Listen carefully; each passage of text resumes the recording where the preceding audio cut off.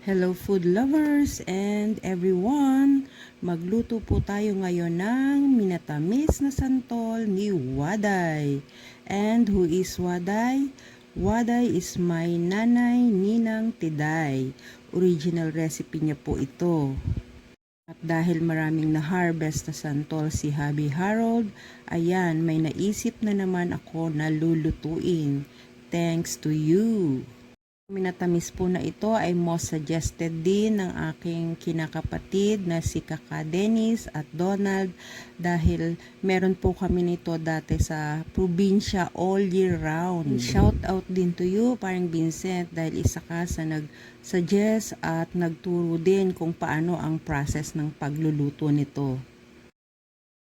Una, balatan po muna natin lahat ang santol at ayan, pagkatapos balatan, hinati ko po ito sa gitna, tatanggalin natin ang buto, siseparate natin ang laman at ibababad natin ito sa tubig with 1 tablespoonful of lime. Yan po ang magbibigay ng chewy effect. Yan po ay bababad natin overnight. Ayan, habang hinihintay natin itong mababad overnight, gagawa naman tayo ng santol juice. Ayan, syempre hindi po masasayang ang ating buto. Nilagyan ko lang po yan ng 3 tablespoon of sugar, white or brown, pwedeng-pwede po. Lalagyan po natin ng tubig, lalagay natin sa ref para lumamig or pwede din nyo lang pong lagyan ng cube ice para mas mabilis. At ayan, meron na tayong loaded with vitamin C na santol juice. So refreshing.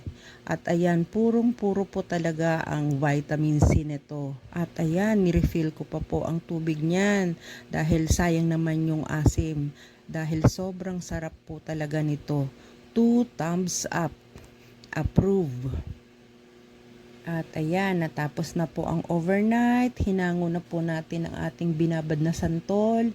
Hinugasan ko po itong mabuti at piniga po natin para matanggal po ang apog. And then, lulutuin na po natin yan with white sugar dahil wala po akong brown sugar. Ayan, inihanay ko lang po ng mabuti sa isang kaldero dahil masyadong marami. Nilagyan ko ng kalahating kilong white sugar at hihintayin lang po natin yung maluto at until mag-caramelize. At habang hinihintay po nating mag-caramelize ang ating santol, ayan, pinakuluan ko na rin po ang ating mga garapon para malinis po ito sa pagsisilid natin. Pag nag-caramelize or luto na po ang ating santol, ayan, papalamigin lang po natin yan at ilalagay po natin yan sa malinis na lalagyan or garapon. So, ayan na po ang itsura ng ating minatamis na santol ni Waday. O, di po ba ang sarap-sarap naman talaga? Ayan, sa tingin pa lang. So, let's eat, food lovers. Thank you for watching. And have a nice day, everyone. Ayan, nilagay ko na rin po ito sa mga garapon para tumagal po ito. So, meron po tayong minatamis na santol, lalagay lang po natin